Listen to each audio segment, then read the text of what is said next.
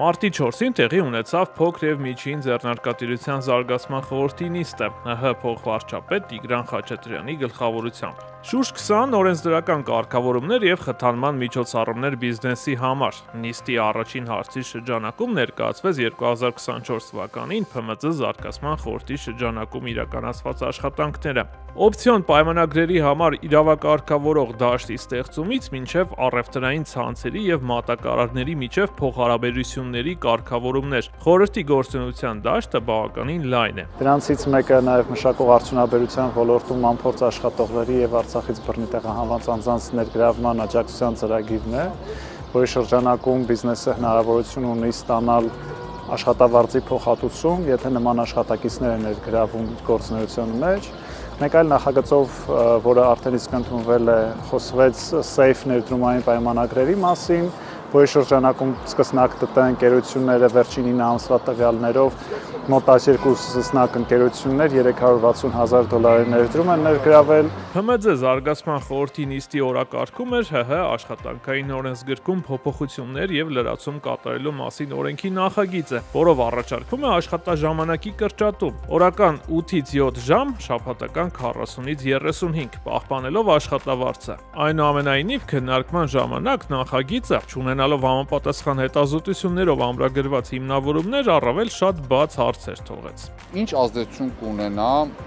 գործատուի վրա որպես ծախս։ Ինչ ազդեցություն կունենա համախառն ներքին արդյունքի վրա։ Արդյոք դա աշխատանքի արդյունավետությունը բարձրացնելու որպես գործիք կա հաշվարկներ եւ ամենակարևոր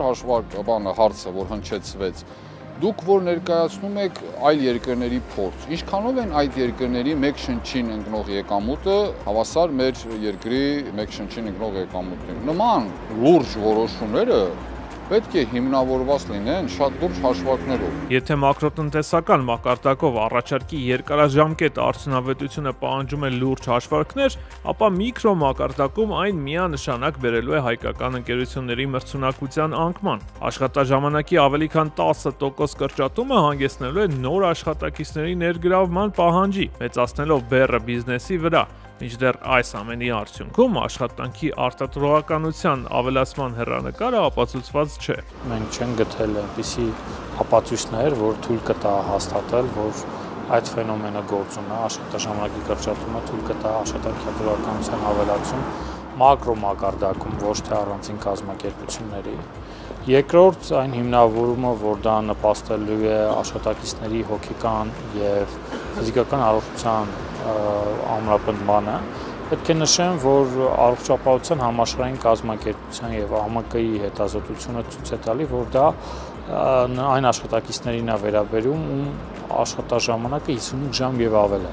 Այսինքն 40 և 35 ժամ աշխատաժամանակի դեպքում այդ խնդիրը չկա։ Քննարկումների արդյունքում ՓՄԶ զարգացման խորհուրդը աշխատաժամանակի կրճատման առաջարկի վերաբերյալ ընդունեց բացասական դիրքորոշում։ Նիստի շրջանակում ռոտացիոն մեխանիզմով խորհրդի կազմը համալրեցին To Be Business աջակցության հիմնադրամը, Իրազեկ հարկատու ՀԿ-ն և ՀՀ գործատուների հանրապետական միությունը։